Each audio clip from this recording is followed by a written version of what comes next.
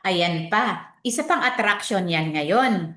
Gulat na gulat ako sa pagdaan ko sa mga munisipyo, sa harapan nila, wow, giant Christmas tree. Kung ano-anong pailaw ang ginagawa, may mga designs, talagang pinaggastusan. So, salamat din sa ating mga LGUs, no, para makapagbigay ng kasiyahan tuwing Pasko sa ating mga community or residents, o kahit pa sa mga passers-by, yung ating mga turistang dumadaan, napapawaw. Napapawaw. Minsan nga kung naka-private car sila, talagang bababa pa sila pag magpa-picture. So, at pinopost talaga yan. So, it's the experience that counts. So, maraming salamat sa ating mga LGUs.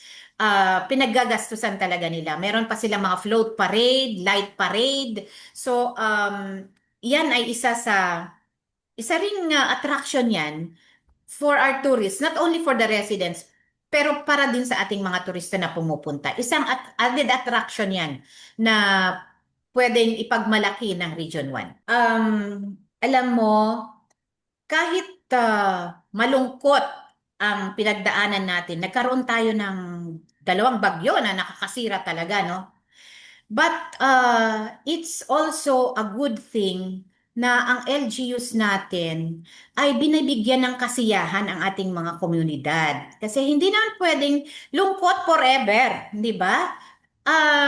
Ito ay isang therapy din na nakakatulong din yung mga ilaw na yan, no? Na wow, nakaka-lift up ng energy, ng emotions, it makes your life lighter. So nakakatulong yan sa psychological, emotional na pagtulong sa tao. Hindi lang naman pera, pagkain, ang kailangan ng isang tao. Kailangan din nila ng relaxation. And itong mga ginagawa ng ating mga munisipyo, LGUs, na to brighten up the municipality or kahit man lang yung harap ng munisipyo, it's a big help to distress, 'di ba? Our people who have undergone hardships because of the past typhoon. So, opo, pabor po ako.